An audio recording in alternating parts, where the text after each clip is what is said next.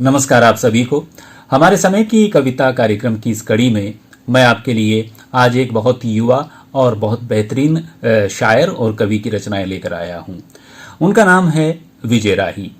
विजय राही की कविता सबसे पहले मैं आपको सुनाता हूं, फिर उसके बाद में आपको उनके बारे में स्वतः ही जानने की जिज्ञासा पैदा होगी। उनकी एक बहुत ही बेहतरीन कविता है, प्रेम बहुत मासूम होता है। कविता सुनाता हूं आपको, आनंद लेना इस कविता के विभिन्न बिंबों का। देखिए, कविता है, प्रेम बहुत मासूम होता है। ये होता है बिल्कुल उस बच्चे की तरह, टूटा है जिसका दूध का दांत अभी अभी। माँ ने कहा है जा गाड़ दे दूब में इसे, उग आए जिससे ये फिर से और धवल होकर। माँ ने कहा है जा गाड़ दे दूब में इसे, उग आए जिससे ये फिर से और अधिक धवल होकर। और वह चल पड़ता है खून से सना दांत हाथ में लेकर खेतों की ओर। प्रेम बहुत भोला होता है। ये होता है मेले में खोई उस बच्ची की तरह, जो चल देती है चुपचाप किसी भी साधु के पीछे पीछे, जिसने कभी नहीं देखा उसके माँ बाप को। प्रेम बहुत भोला होता है। ये होता है मेले में खोई उस बच्ची की तरह, जो चल देती है चुपचाप किसी भी साधु के पीछे पीछे, जिसने कभी नहीं देखा उसके माँ बाप को। कभी कभी मिटना भी पड़ता है प्रेम को, सिर्फ ये साबित करने के लिए कि उसका भी दुनिया में अस्तित्व है। लेकिन प्रेम कभी मिटता नहीं है। वह टिमटिमाता रहता है आकाश में भोर के तारे की तरह, जिसके उगते ही उठ जाती हैं गांव की औरतें और लग जाती हैं चक्की पीसने।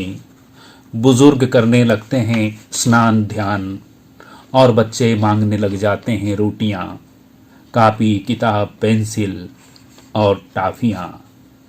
प्रेम कभी मरता नहीं। प्रेम कभी मरता नहीं। वह आ जाता है फिर से दादी की कहानी में, माँ की लोरी में, पिता की थपकी में, बहन की झिड़की में। वह आ जाता है पड़ोस की खिड़की में और चमकता रहता है हर रात चांद की तरह आकर। प्रेम बहुत मासूम होता है। तो आपको अंदाजा लग गया होगा कि विजय राही कितने गंभीर कवि हैं, और उनकी जो संवेदनाएं हैं, उनके जो बिंब हैं, उनकी जो भाषाएं हैं, सब किस तरह से हमारे खेत खलिहानों से आती हैं, यानी जो हमारी पृष्ठभूमि है वहाँ से आती हैं। इनके परिवार के लोग खेती बाड़ी करते हैं, किसान हैं, और सब कुछ है जो किसानी में होता है। एक खुला हुआ आंगन है इनका, जहाँ पर चारपाइयाँ बिछाकर और रात को सब लोग बैठते हैं, चूल्हे पर खाना बनता है। मैं गया हूँ विजय राही के घर पर, वहाँ पर तो वो जो ग्रामीण परिवेश है उनकी कविताओं में हर जगह आता है।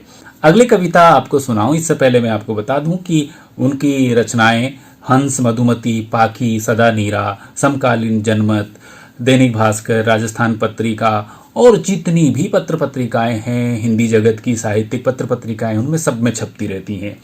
आइए अब आपको उनकी मैं अगली कविता सुनाता हूं, आंधी। आंधी का किस तरह से उन्होंने बहुत बारीकी से निरीक्षण किया है। ऑब्जर्वेशन बहुत जबरदस्त है इस कविता में। देखिएगा, हम लोग वो चित्र आज तक मेरे ख्याल से देख नहीं पाए हैं जो विजय राही ने आंधी में, इस कविता में हमारे सामने रखे हैं। वो चित्र बिंब देखिए आप, कि आंधी जब आती है बदल जाता है धरती और आसमान का रंग, बदल जाती है पेड़ पौधों की आवाजें।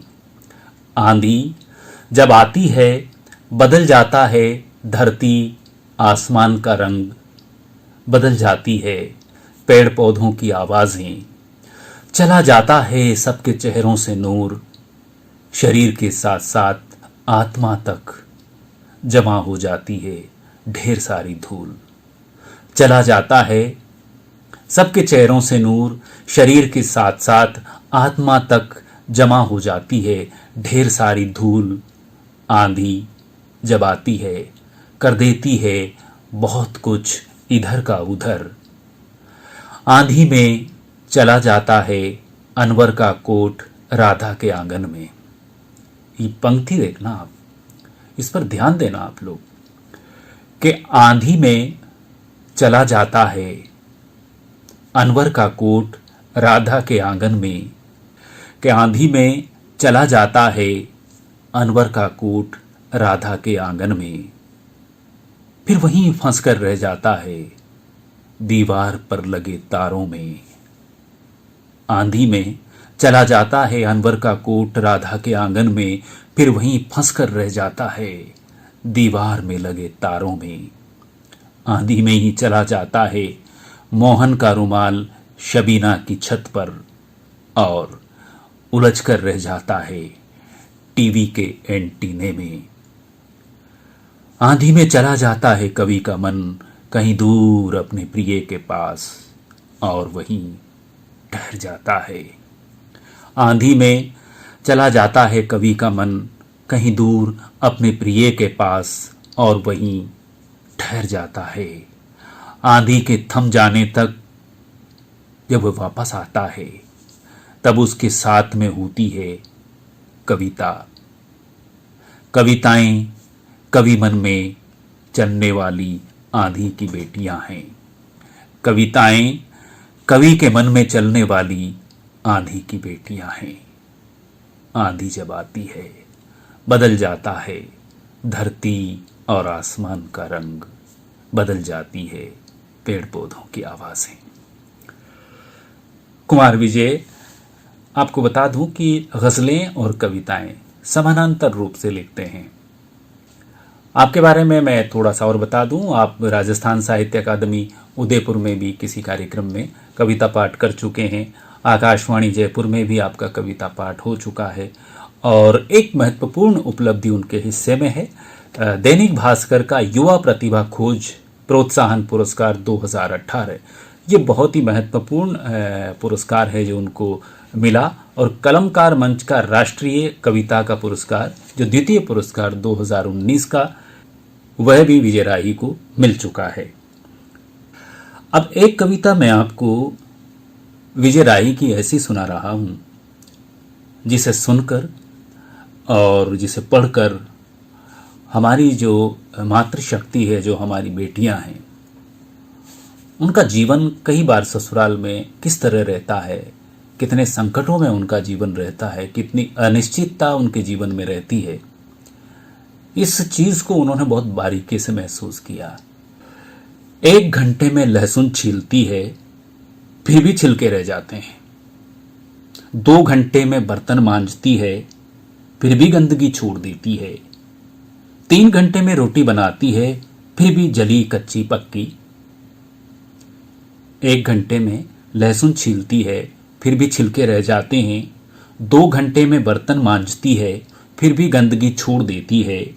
3 घंटे में रोटी बनाती है फिर भी जली कच्ची पक्की। कुएं से पानी लाती है, मटकी फोड़ आती है। जब भी ससुराल आती है हर बार दूसरी ढाणी का रास्ता पकड़ लेती है।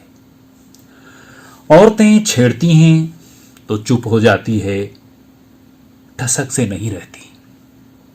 बेमतलब हंसने लगती है, खाने पीने की कोई कमी नहीं है फिर भी रोती रहती है। काई लखन कोनी थारी बहन में। चांदी के कड़ूलियों पर हाथ फेरते हुए ये सब कहा बहन की सास ने मुझसे, जब मैं पिछली बार बहन से मिलने गया था।